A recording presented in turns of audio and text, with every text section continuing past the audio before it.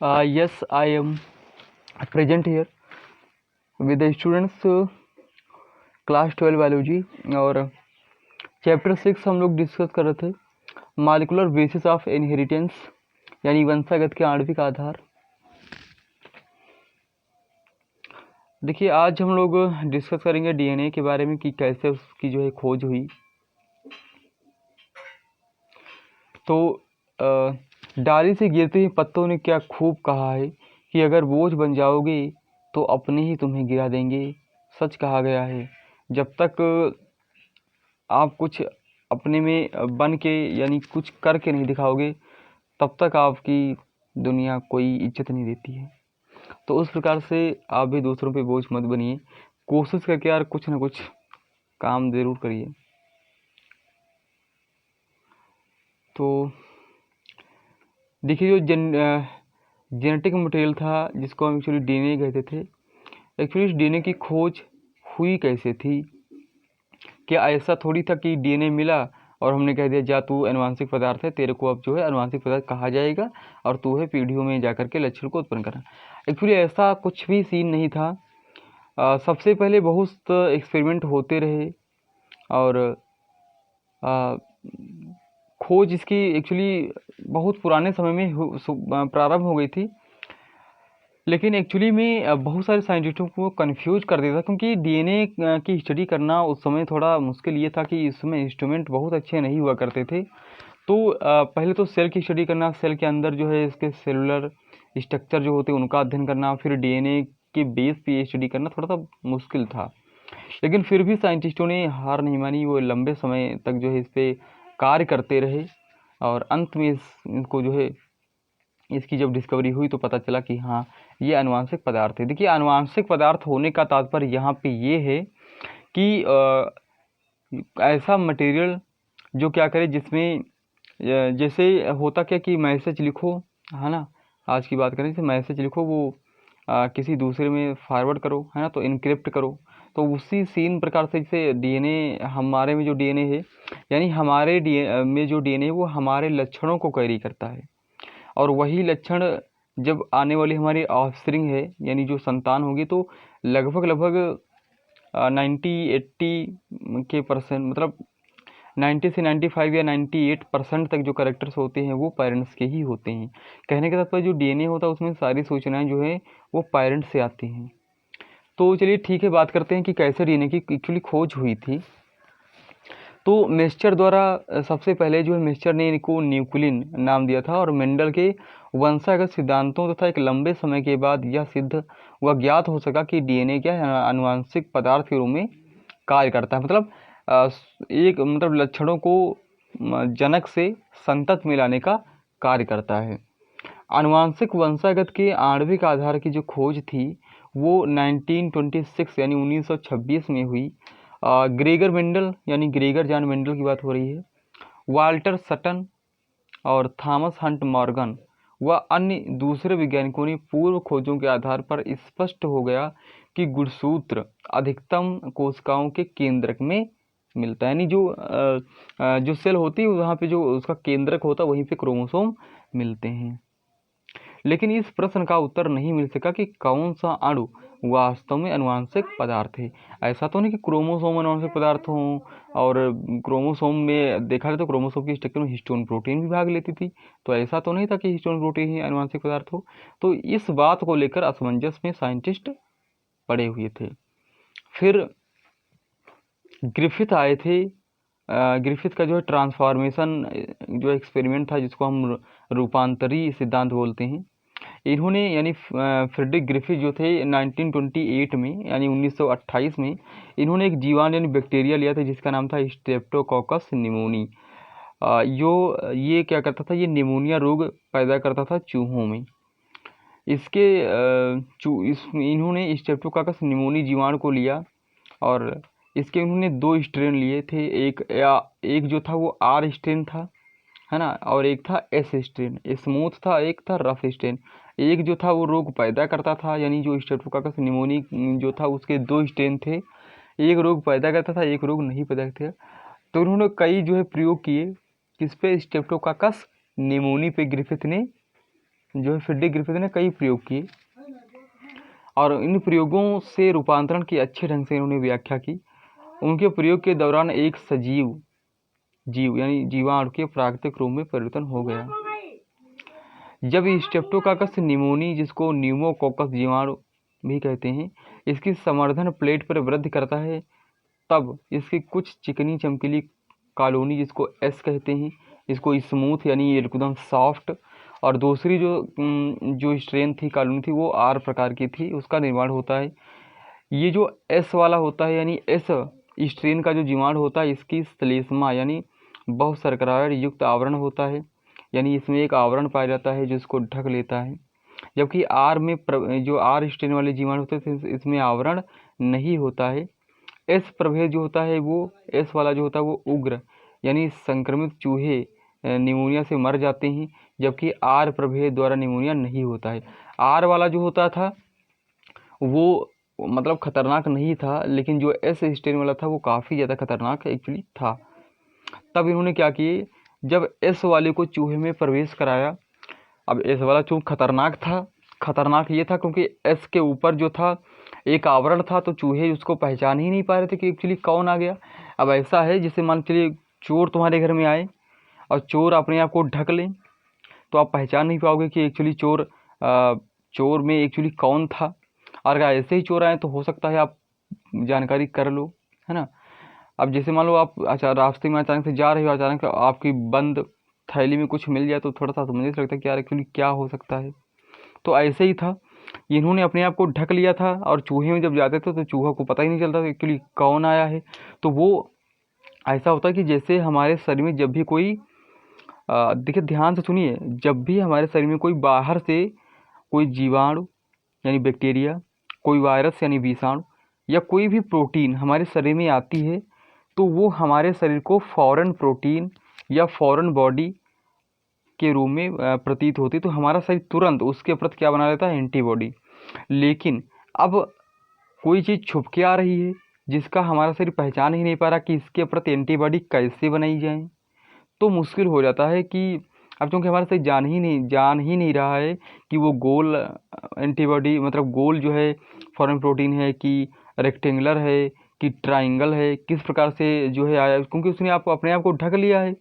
तो अब मुश्किल हो पा रहा है कि किस प्रकार की एंटीबॉडी बनाएं ताकि उसके प्रति जो उसको रोक दें।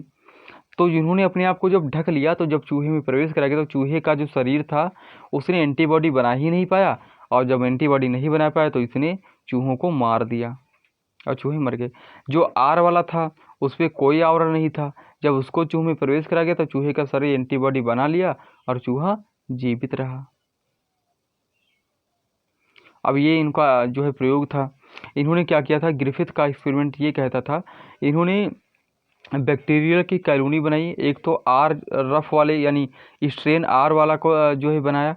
तो स्ट्रेन आर वाला जो था ये नॉन वायरोलेंट था, चूहे में जब प्रवेश कराया गया तो चूहे का शरीर जो है एंटीबॉडी बना लिया, चूहा एकदम हेल्दी रहा, कोई ज़्यादा फर्क नहीं पड़ा। लेकिन जब स्मूथ वाले को था, जिसने आप देखो यहाँ पे ऐसे खुले खुले से हैं और यहाँ पे इन्होंने अपने आप को कवर कर लिया है। जब कवर कर लिया था स्ट्रेन एस वालों ने, जब इनको प्रवेश कराया गया तो चूहा मर गया, क्योंकि चूहे का शरीर जान ही नहीं पाया एक्चुअली कौन आया है, तो एंटीबॉडी जब बनी ही नहीं तो चूहा मर गया। फिर बाद में जो एस वाले थे, जब इनको हीट किल्ड किया गया और जब इसको मतलब गर्म किया गया, इनको जब हीट किल्ड किया गया, तब जब इनको डाला गया तो चूहा जीवित रहा। क्यों? क्योंकि चूहा जब इनको हीट किल्ड किया गया तो ये खुद मर गए, और जब खुद मर गए तो जब चूहे के शरीर में डाला गया तो चूहा, अब जब मर ही गए हैं तो चूहे के शरीर में कोई ज़्यादा प्रभाव डाल नहीं पाए, इसलिए चूहा जिंदा रहा। अब तीसरे में मज़ेदार कहानी ये थी कि इस साइड में तो हीट किल्ड लिया और इस साइड में इन्होंने रफ वाले को लिया जो एक्चुअली रोग नहीं करते थे, और जब हीट किल्ड वाले थे ये भी रोग नहीं करते थे। लेकिन जब जो दोनों को एक साथ डाला गया तब चूहा मर गया। तो इस एक्सपेरिमेंट ने जो है ग्रिफिथ को हिला के रख दिया। उनके समझ में ये नहीं कि जब यार ये भी रोग एक्चुअली नहीं करता तो चूहा एकदम जीवित, है ना, ये वाला भी रोग नहीं करता चूहा एकदम जीवित, और ये वाला भी रोग नहीं करता तब चूहा एकदम जीवित। लेकिन जब इन दोनों को एक साथ मिलाया गया तब चूहा क्यों मर गया। तब बाद में जब इन्होंने अपना एक्सपेरिमेंट किया तब इनको पता चला कि आर वाले जो थे एक्चुअली ये जीवित थे। इन्होंने एस वाले में जा कर के जो है उनके डीएनए को जो है ट्रांसफ़र कर दिया और अपना डीएनए इंजेक्ट कर दिया। इस वजह से इन्होंने अपना जेनेटिक मटेरियल को एक्सचेंज कर डाला, इस वजह से चूहा मर गया। बाद में हालांकि ग्रिफिथ ने जो है इसकी जानकारी नहीं दी थी कि ऐसा क्या हो गया कि चूहा मर गया। वो तो बाद में एवेरी, मैकलॉड और मैककार्टी आए थे, तब जाकर उन्होंने बताया कि ये जो है एक्चुअली इन्होंने जब ये चूहा मर गया तब अब ग्रिफिथ तो एकदम जो है सरप्राइज हो गए, आश्चर्यचकित हो गए, यार ये क्या हो गया। कुछ समझ भी नहीं पाया कि एक्चुअली चूहा मर कैसे गया। तो फिर बहुत उन्होंने खोजा, पर एक्चुअली वो बताने में असफल रहे कि एक्चुअली ऐसा कैसे हो गया। फिर बाद में 3 साइंटिस्ट और आएंगे, एवेरी, मैकलॉड और मैककार्टी। वो क्या करेंगे, इन जो ये हैं ये स्ट्रेन, आर स्ट्रेन और एस स्ट्रेन, इन दोनों को वो प्रोटीन, एक्चुअली वायरस में और बैक्टीरिया में एक तो उसका जो होता है कोट होता है और डीएनए होता है, 2 ही मेन पार्ट होते हैं। उसको इन्होंने सेपरेट करेंगे और जब सेपरेट करेंगे तब एक में केवल प्रोटीन डालेंगे, एक में केवल डीएनए डालेंगे, तब पता चलेगा कि डीएनए जो एक्चुअली जेनेटिक मटेरियल की तरह काम करता है। ठीक है, अब आगे वही सब कहानी लिखी हुई कि एक्चुअली जो है क्या कुछ हुआ था, तो पढ़ लेते एक बार हैं। ग्रिफिथ ने बताया कि आर स्ट्रेन जीवाणु जिनको ताप मृत यानी टेम्परेचर पर जब हीट किल्ड किया गया, इस प्रभेद जीवाणु द्वारा रूपांतरित किए गए, मतलब जो एस वाले थे उसके द्वारा ये उनका जो डीएनए था वो ट्रांसफ़र कर दिया गया। यह रूपांतरित कारक जो ताप मृत इस प्रभेद से आर प्रभेद में स्थानांतरित होने से इसमें चिकनी जो बहु सर्कुलर आवरण था उसका निर्माण होता है, जिससे यह उग्र रूप में परिवर्तन हो जाता है। जो आर वाले थे जब इनमें परिवर्तन हो गया तो ये एस वाले कैरेक्टर शो करने लगे। यह निश्चित ही आनुवंशिक पदार्थ के स्थानांतरण के कारण हो पाता है, यानी ये जेनेटिक मटेरियल ने अपने आप को क्या किया, स्थानांतरण कर लिया एस वालों से। इन प्रयोगों से आनुवंशिक पदार्थ के जीव रासायनिक प्रकृति के बारे में नहीं बताया जा सकता है। मतलब इस प्रयोग से इन्होंने ये तो समझ में आ गया कि चूहा मर गया, लेकिन ये एक्चुअली बताने में असमर्थ रहे कि ऐसा कैसे हो गया।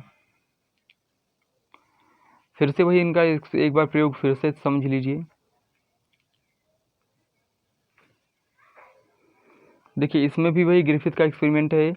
इसको ट्रांसफॉर्मिंग प्रिंसिपल यहाँ पे इंग्लिश में हमने लिखा है, ट्रांसफॉर्मिंग प्रिंसिपल इन्होंने लिया।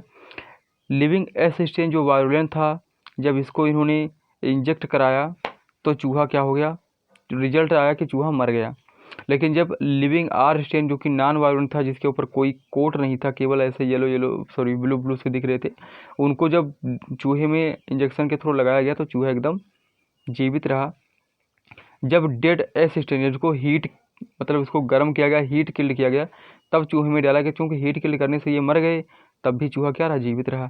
लेकिन जब मिक्स किया गया किसको, जो जीवित एस वाले थे, जीवित आर वाले थे और डेड एस वाले थे, जब इन दोनों को मिक्स करके चूहे में डाला गया तब चूहा मर गया।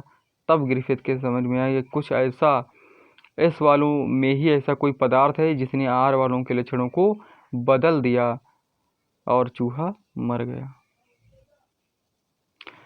फिर बाद में इसके जो ट्रांसफॉर्मिंग प्रिंसिपल था, इसकी जीव रासायनिक लक्षण ये थे। ओसवाल्ड एवेरी, इनका पूरा नाम था ओसवाल्ड एवेरी, और कोलिन मैकलियोड व मैकलिन मैककार्टी, है ना, एवेरी, मैकलियोड और मैककार्टी, इन्होंने 1933 और से 1944 यानी इतने सालों तक इन्होंने काम किया, लगभग 9 सालों तक के कार्य के। पहले ऐसा समझा जाता था कि आनुवंशिक पदार्थ प्रोटीन है, मतलब प्रोटीन को एक्चुअली आनुवंशिक पदार्थ समझ लिया गया। लेकिन ग्रिफिथ के सभी प्रयोगों के आधार पर रूपांतरण सिद्धांत की जीव रासायनिक प्रकृति के बारे में पता चला।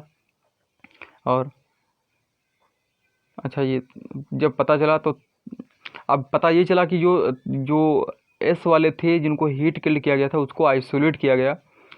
ताप मृत एस कोशिकाओं से जैव रासायनिक यानी प्रोटीन, डीएनए और आरएनए आदि को अलग कर यानी आइसोलेट कर यह पता लगाने के लिए जो है रिसर्च किया गया कि इनमें से कौन सा आखिर ऐसा जो है जो आर कोशिका को एस कोशिका में रूपांतरित करने में सहायक है।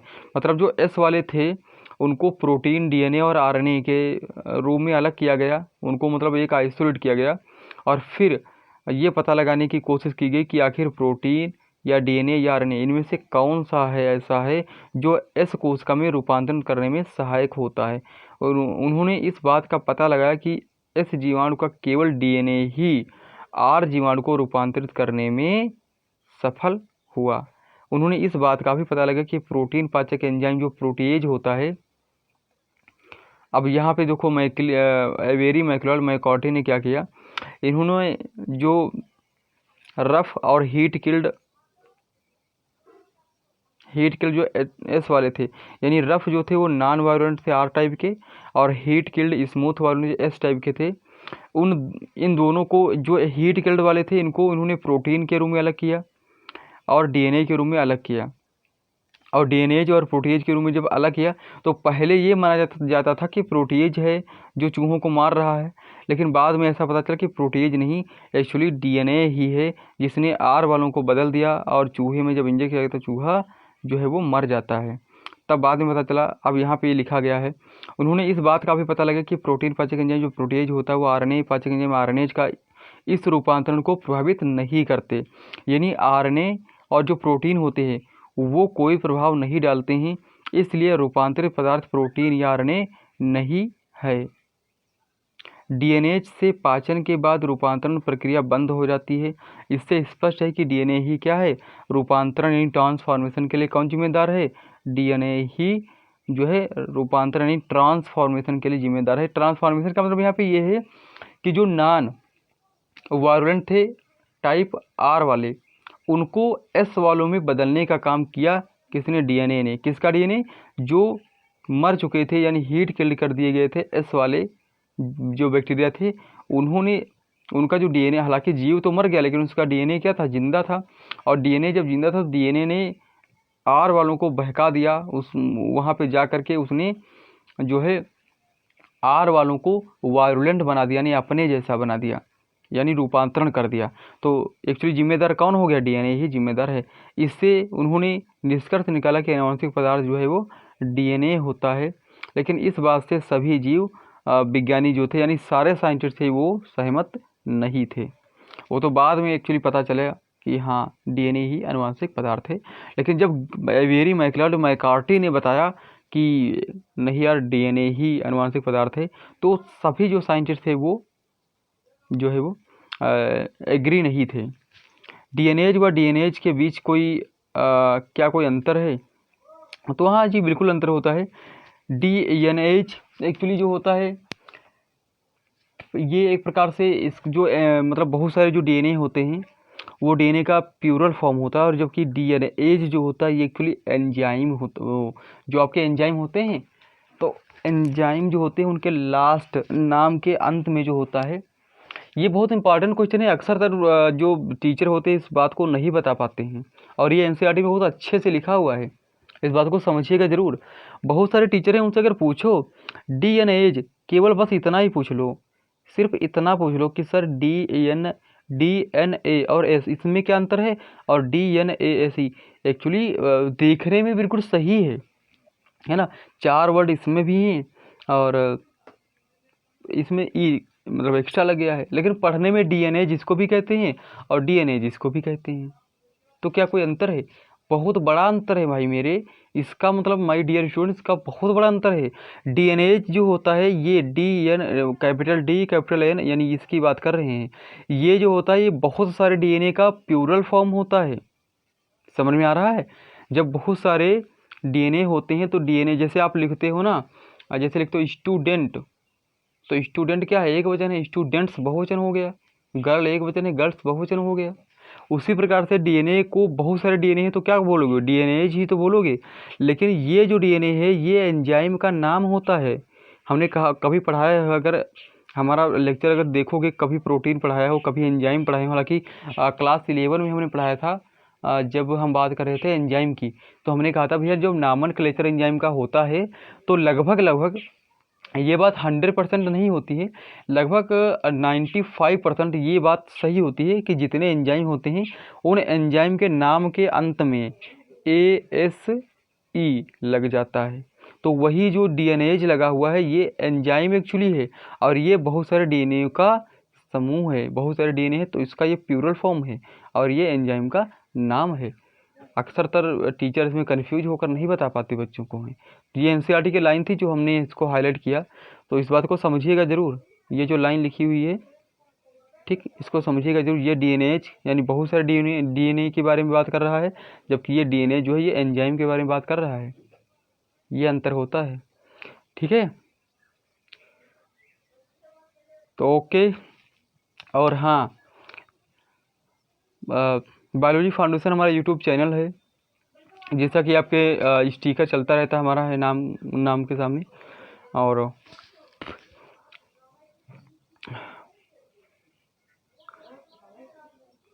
बायोलॉजी फाउंडेशन यूट्यूब चैनल है, तो बस यही कहना चाहते हैं कि बस सब्सक्राइब कर लीजिए, और जो साइड में बेल आइकन दिखती है उसको भी आप ऑन कर लीजिए, ताकि आपको समय से नोटिफिकेशन भी मिलते रहें। तो आज के लेक्चर में बस इतना ही, मिलते हैं अगले लेक्चर में। Till then thank you, love you all.